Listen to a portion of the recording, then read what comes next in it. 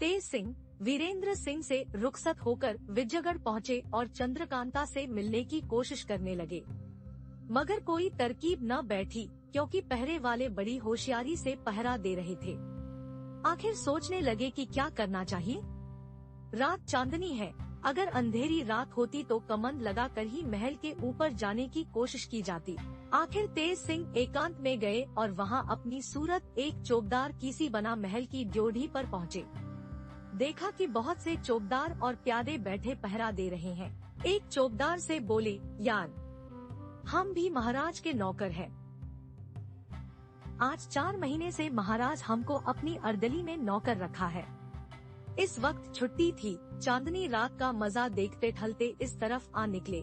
तुम लोगों को तंबाकू पीते देख जी में आया कि चलो 2 फूंक हम भी लगा ले।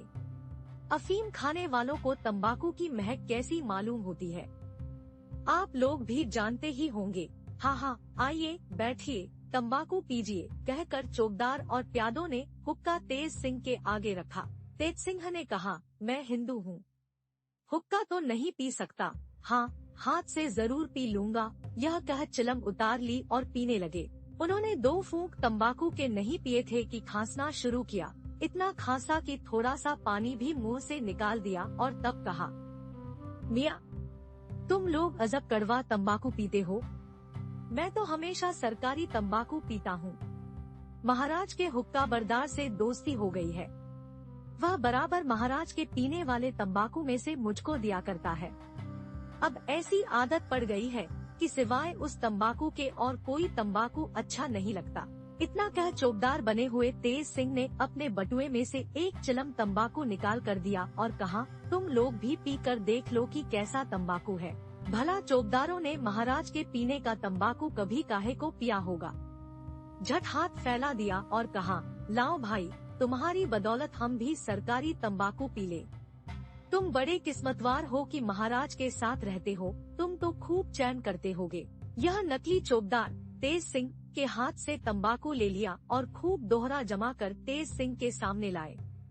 तेज सिंह ने कहा, तुम सुलगाओ, फिर मैं भी ले लूंगा। अब हुक्का गुड़गुड़ाने लगा और साथ ही गप्पे भी उड़ने लगी। थोड़ी ही देर में सब चौबदार और प्यादों का सर घूमने लगा, यहाँ तक कि झुकते झुकते सब औंधे होकर गिर पड़े और बेहोश हो गए। अब क्या था, बड़ी आसानी से तेज सिंह फाटक के अंदर घुस गए और नजर बचाकर बाग में पहुँचे। देखा कि हाथ में रोशनी लिए सामने से एक लौंडी चली आ रही है।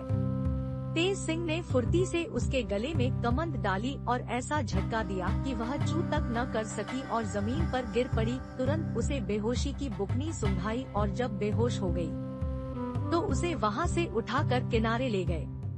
बटुए में से सामान निकाल मोमबत्ती जलाई और सामने आईना रख अपनी सूरत उसी के जैसी बनाई।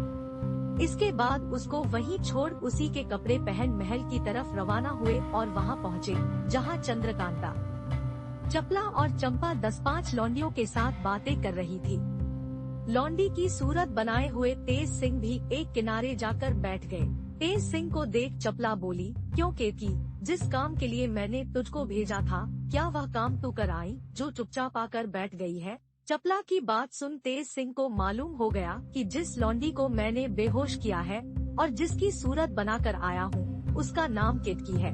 नकली केतकी, हाँ, काम तो करने गई थी, मगर रास्ते में एक नया तमाशा देख तुमसे कुछ कहने के लिए लौट आई हूँ। चपला, ऐसा अच्छा तूने क्या देखा कर। नकली केतकी, सभी को हटा दो तो तुम्हारे और राजकुमारी के सामने बात कह सुनाओ। सब लौंडियां हटा दी गई और केवल चंद्रकांता, चपला और चंपा रह गई। अब केतकी ने हंसकर कहा, कुछ इनाम तो दो, खुशखबरी सुनाओ। चंद्रकांता ने समझा कि शायद वह कुछ वीरेंद्र सिंह की खबर लाई है, मगर फिर यह भी सोचा कि मैंने तो आज तक कभी वीरेंद्र सिंह का नाम भी इसके सामने नहीं लिया, तब यह क्या मामला है, कौन सी खुशखबरी है जिसके सुनाने के लिए यह पहले ही से इनाम मांगती है। आखिर चंद्रकांता ने केतकी से कहा, हाँ, इनाम दूंगी, तू कह तो सही, क्या खुशखबरी लाई है। केतकी ने कहा, पहले दे दो तो कहूँ, नहीं तो जाती हूँ। यह कह उठकर खड़ी हो गई।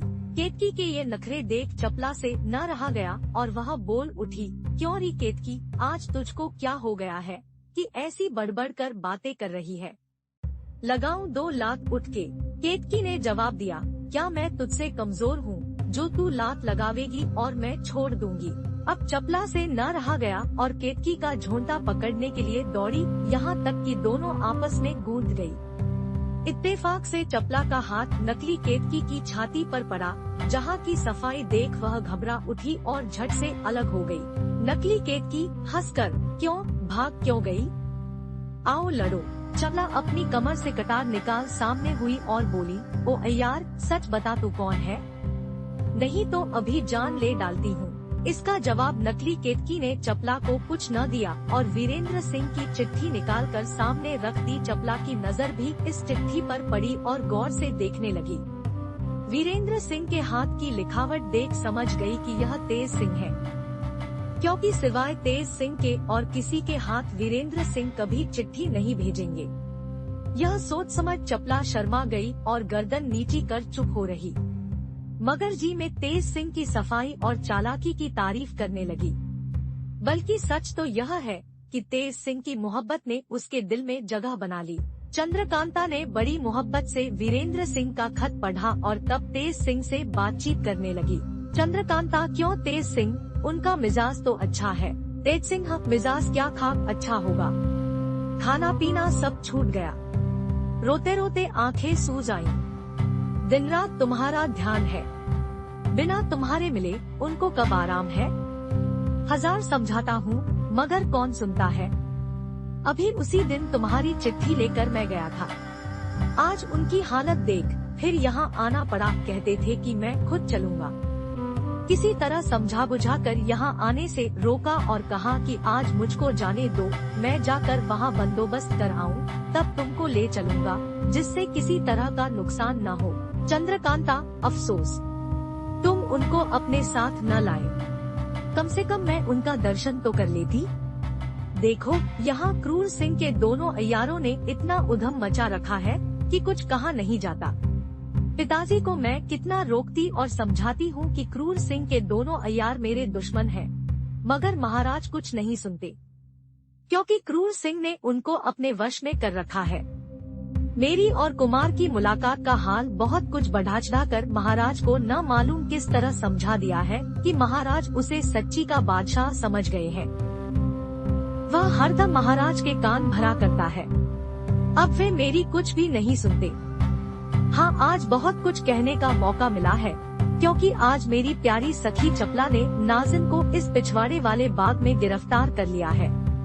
कल महाराज के सामने उसको ले जाकर तब कहूँगी कि आप अपने क्रूर सिंह की सच्चाई को देखिए। अगर मेरे पहरे पर मुकर्रर किया ही था तो बाग के अंदर जाने की इजाजत किसने दी थी।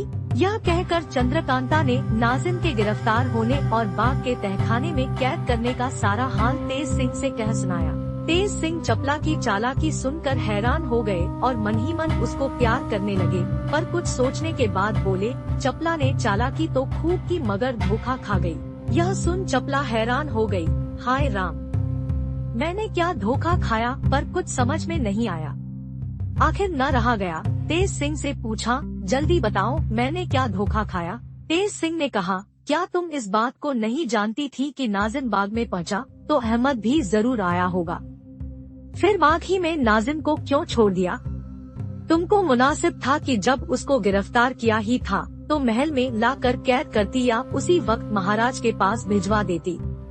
अब जरूर अहमद नाज़िन को छुड़ा ले गया होगा।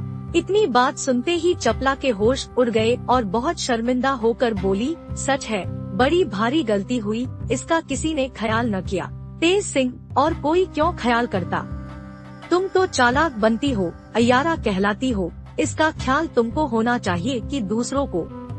खैर जाके देखो वह है या नहीं। चपला दौड़ी हुई बाग की तरफ गई। तहखाने के पास जाते ही देखा कि दरवाजा खुला पड़ा है। बस फिर क्या था, यकीन हो गया कि नाज़िन को अहमद छुड़ा ले गया। तहखाने के अंदर जाकर देखा तो खाली पड़ा हुआ था।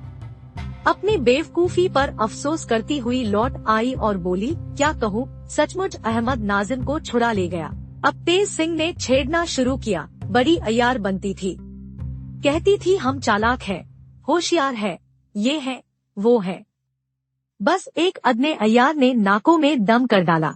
चपला झुंझला उठी और चिढ़कर बोली, चपला नाम नहीं, जो अब की बार दोनों को गिरफ्तार कर इसी कमरे में लाकर बेहिसाब जूतियां न लगाऊं।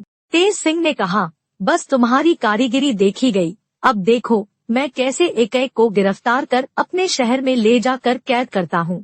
इसके बाद तेज सिंह ने अपने आने का पूरा हाल चंद्रकांता और चपला से कह सुनाया और यह भी बतला दिया कि फला जगह पर मैं केतकी को बेहोश करके डाल आया हूँ, तुम जाकर उसे उठा लाना। उसके कपड़े में